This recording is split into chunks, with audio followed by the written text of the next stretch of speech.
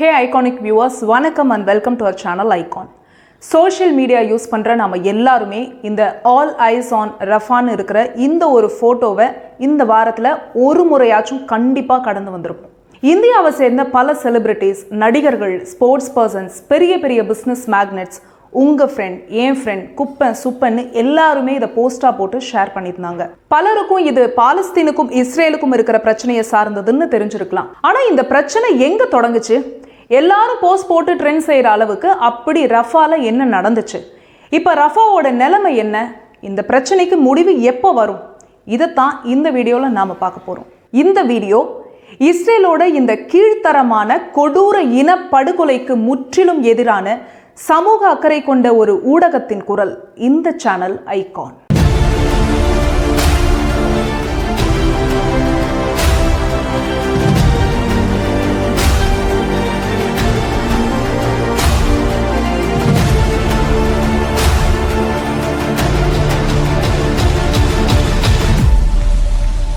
அது மே 26, 2024 பாலஸ்தீன நாட்டோட காசா ஸ்ட்ரிப்ல தென் பகுதியில் இருக்கிற ஒரு சின்ன ஊர் ரஃபா. இஸ்ரேல் பாலஸ்தீன பிரச்சனையினாலும் இஸ்ரேலோட தாக்குதலாலும் உயிருக்கு பயந்து ரஃபால அகதிகளா தஞ்சம் புகுந்த பாலஸ்தீன நாட்டோட வடக்கு பகுதியை சேர்ந்த மக்கள் சாப்பாடு, தண்ணி, மின்சாரம்னு எதுவுமே இல்லைனாலும் பரவாயில்ல, உயிர் மட்டுமாச்சும் மிச்சம் இருக்குதேங்கிற மன திருப்தியோட அந்த ஊர்ல டென்ட் அமைச்சு தங்கிட்டு இருக்காங்க.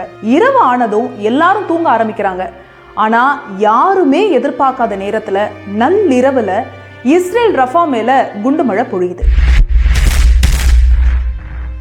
இந்த கொடூர தாக்குதல்ல குழந்தைகள், பெண்கள்னு கிட்டத்தட்ட 45 பேர் அநியாயமா இறந்து போறாங்க.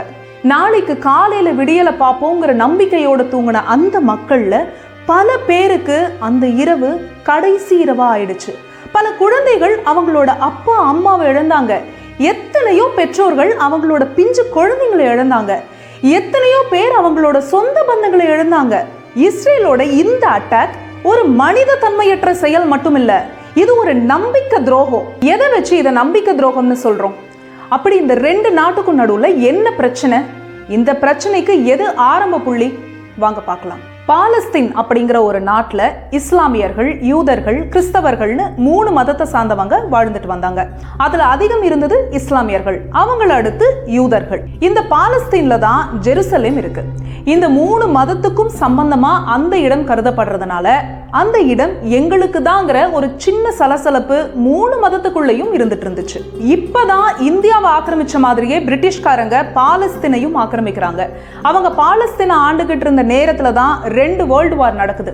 அப்ப மற்ற நாடுகள்ல இருந்த யூதர்களும் தஞ்சம் புக பாலஸ்தீனுக்கு வராங்க. அப்புறம் ஒரு நாள் பிரிட்டிஷ்காரங்க நாங்க பாலஸ்தீனுக்கு விடுதலை தரோம்னு அறிவிக்கிறாங்க. அப்ப பாலஸ்தீன்ல இருந்த ஒட்டுமொத்த யூதர்களும் எங்களுக்கு தனி நாடு வேணும்னு கேட்கிறாங்க. அதன்படிதான் யூதர்களுக்கான தனி நாடா இஸ்ரேல் உருவாகுது. சுதந்திரம் கொடுத்துட்டு சும்மா போகாம பிரிட்டிஷ்காரங்க மேப்ல இதெல்லாம் இஸ்ரேல், இதெல்லாம் பாலஸ்தீன்னு பிரிச்சு கொடுக்குறாங்க. ஆனா பிரிச்சு கொடுத்ததே அங்க இங்கன்னு விட்டு விட்டா பிரிச்சு கொடுக்குறாங்க. அதே சமயம் ஜெருசலேம் எல்லாருக்கும் பொதுவான ஒரு இடம்னு அறிவிச்சுட்டு கிளம்பி போயிடுறாங்க. ஆனா அதுக்கப்புறம் ஏன் மதம், ஓ மதம், நீங்க உள்ள வந்துட்டீங்க, நாங்க உள்ள வரோம்னு இப்படியே இஸ்ரேலுக்கும் பாலஸ்தீனுக்கும் சண்டை போயிட்டே இருக்கு.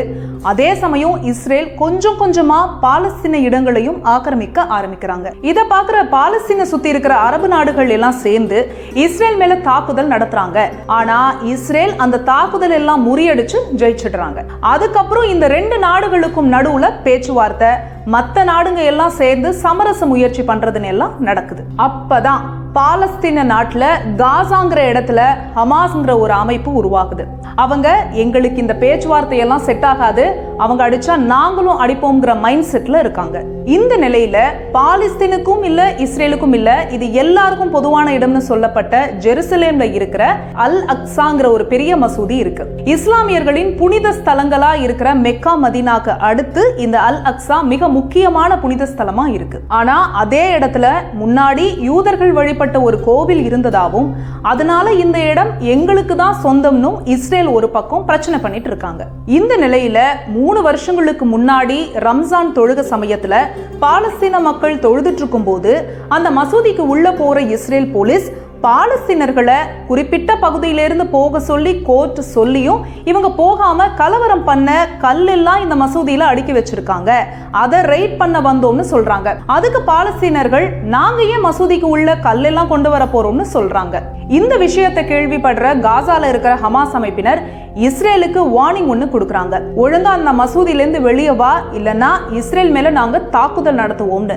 அதை பத்தி பெருசா இஸ்ரேல் கண்டுக்காத நிலையில ஹமாஸ் அமைப்பினர் 100க்கும் அதிகமான ஏவுகணைகளை இஸ்ரேல் மேல இறக்குறாங்க. அதை எல்லாத்தையுமே இஸ்ரேல் சமாளிச்சாலும் ஒரு சில ஏவுகணைகள் கீழே விழுந்து இஸ்ரேல்ல ஒரு சில மக்களுக்கு சேதமும் ஏற்படுது. ஓ, எங்க நாட்டுக்கே சேதம் விளைவிச்சிட்டீங்கல்ல, அந்த ஹமாஸ் அமைப்பை மொத்தமா வேரோட அழிக்கிறோம்னு உறுதி எடுக்குது இஸ்ரேல். அதன்படி பாலஸ்தீனோட காசா பகுதிகள் மேல தாக்குதல் நடத்துது இஸ்ரேல்.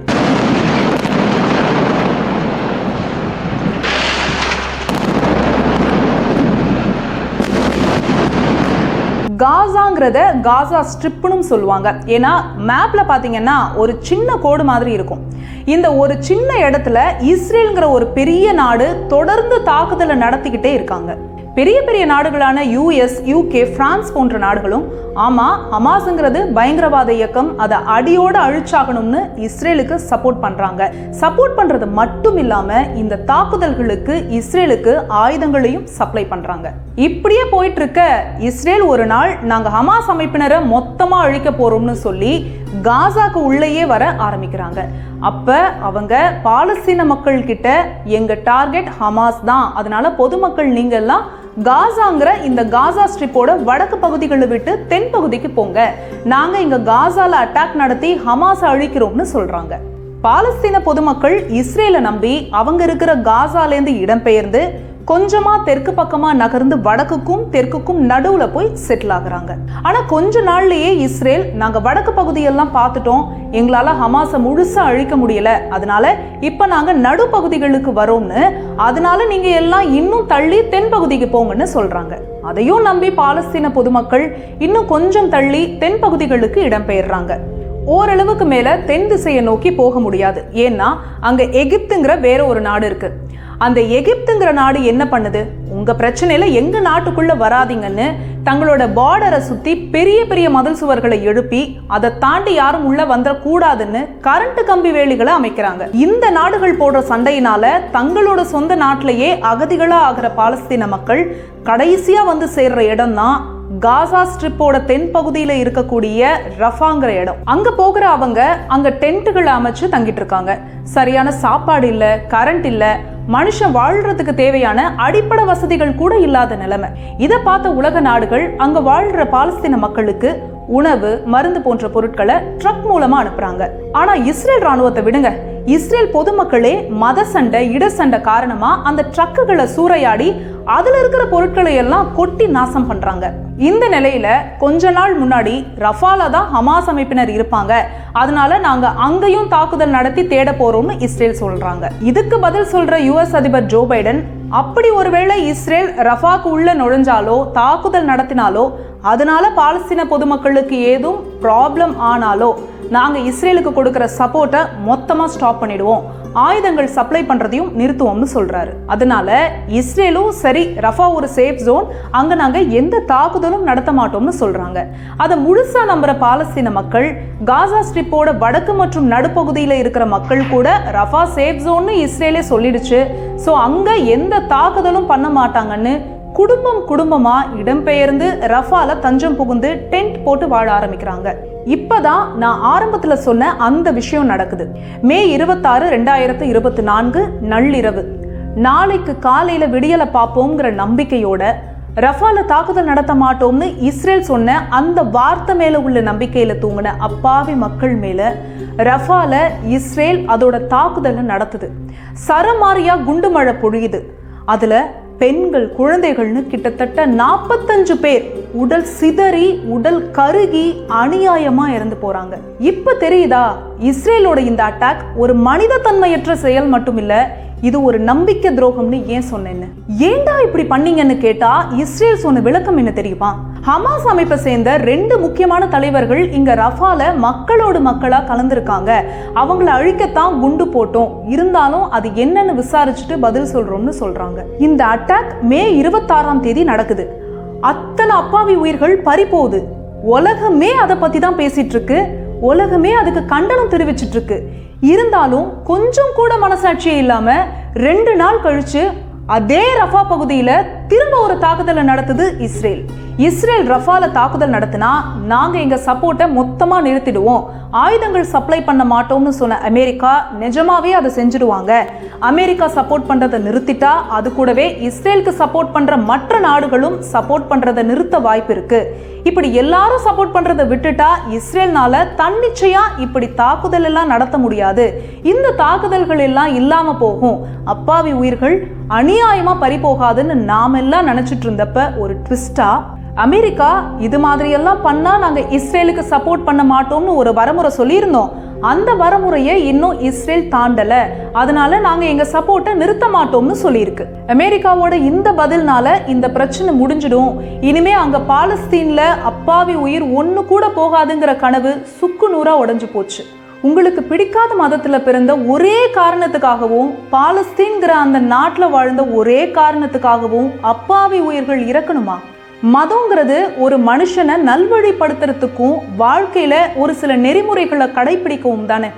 ஆனா அந்த மதத்தை காரணமா வச்சு இப்படி சண்டை போட்டுக்கிறதும் உயிர்களை கொன்னு குவிக்கிறதையும் அவங்க வணங்குற கடவுளே விரும்பாது தானே. ஒரு மனிதன் தன்னோட மத கொள்கைக்கு எதிராக போக வேண்டிய சூழல் ஏற்பட்டா அவன் அவனோட மதத்தை கூட இழக்கலாமே தவிர என்னைக்கும் மனிதத்தை இழக்க கூடாது.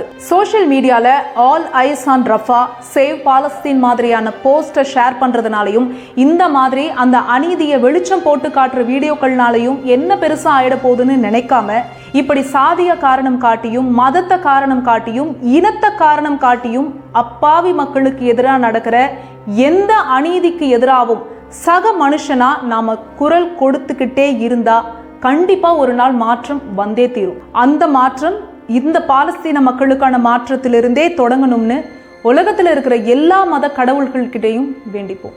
மீண்டும் இன்னொரு வீடியோல நான் உங்களை சந்திக்கிறேன். வணக்கம்.